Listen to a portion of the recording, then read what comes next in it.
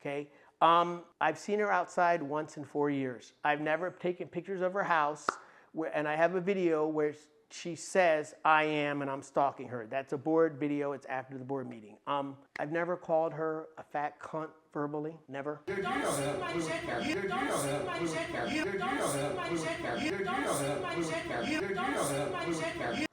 has called DFACS on 2 families in the neighborhood trying to get their children taken away from them. When you mess with livelihoods and people's children and then sue the neighbors, that makes him unpopular. Unpack that real quick. First of all, again, this is a lie. It's not DFACS, it's DCF. If Paul Johnson was educated and had truth and facts, he'd know that, instead of believing lies and bullshit. I called DCF on 2 occasions. Vito and Sabrina Papasadero had an illegal daycare operating out of their home. Our documents say you cannot operate a business out of your home, such as a daycare. That's why we had speeding in the neighborhood. But of course, the board didn't want to address that. They also have a pool without a pool cage or a baby gate. That's very dangerous. And again, that's against the HOA rules and regs. So how do the white Trump supporters get away with not having a pool cage when I was told I must have a pool cage or I'll get sued? Another neighbor had a daycare called Sanders Daycare, been operating for years, and she'd been operating it illegally. I had done many records requests to find out if they fined her or did anything. They wouldn't give me the records, okay? An HOA board member by the name of Patty Benet, who lived here, told the lady, Ms. Saunders or Mrs. Saunders, to pick up and drop her kids off at the pool, okay? Still illegal.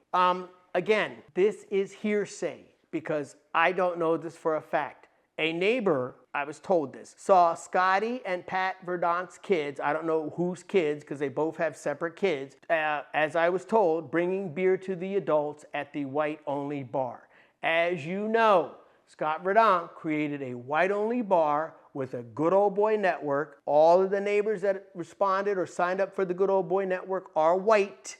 There was one picture during a football game. We had a black guy there, and he made sure that he had a picture of that black guy, so he's not a racist. But Scott Verdonk had 2 Confederate flags up, okay? This woman didn't like this, and she called DCF. She gave the investigator my name and said I had info. So when he called me, I verified the white-only bar. That's all I knew. Okay, and I didn't know anything about kids and no info, and I really didn't want to get involved. Somehow my name got mixed up in that BS, and of course, Matt Toll, being the awesome attorney that he is, tried to say that I called DCF to have Scott's kids removed, which was a lie.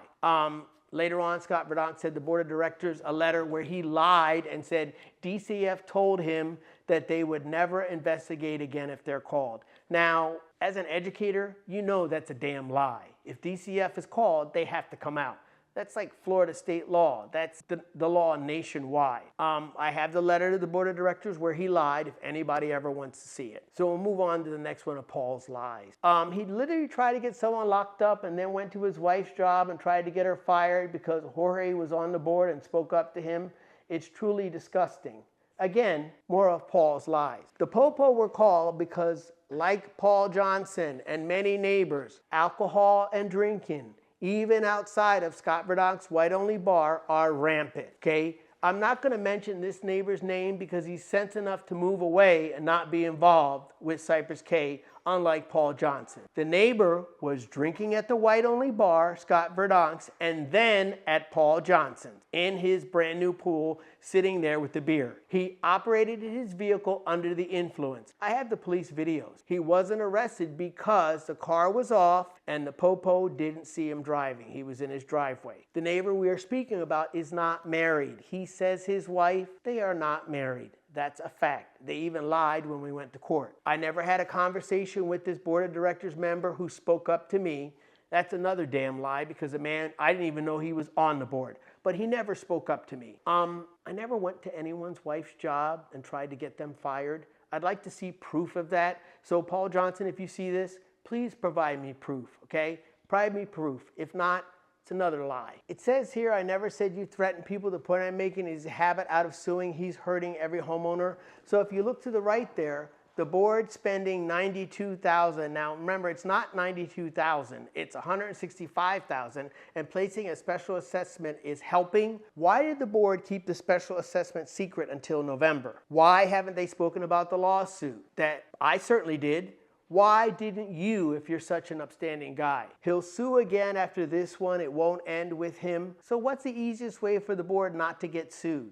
How about do the right shit and enforce the rules correctly and fairly without discrimination? What did you do when you were on the board, and why, when you live in Georgia, are you involved and creating problems? Because remember, Scott Verdonk said, the more you post, the more problems you cause. How many names have you called me online, Paul Johnson? Because I have them all. Do you even remember? And do you think that helps the case? Because it's certainly going to come out at trial. The third one, you could get mad at the board all you want, but in the end, it's one homeowner suing his neighbors. This lawsuit started before you lived here. You have never spoken to me about this lawsuit.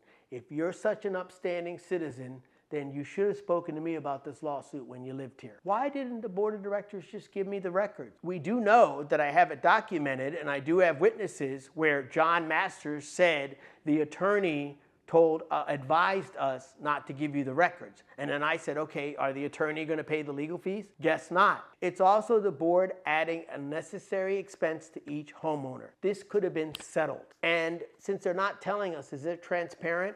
Remember the meeting in December where Kevin yelled at Brad Davidson, Kevin Miller, Big Daddy Kevin Miller? Is that transparent? Why hasn't there been a full external audit of this HOA? Could there be money missing, or could someone be stealing? And it says you're falling for all of his lies. What lies? Because I'm exposing yours, Mr. Johnson, Paul Johnson. Expose mine. What has the board of directors lied about specifically? What have you lied about besides drinking? Again, 5 L's.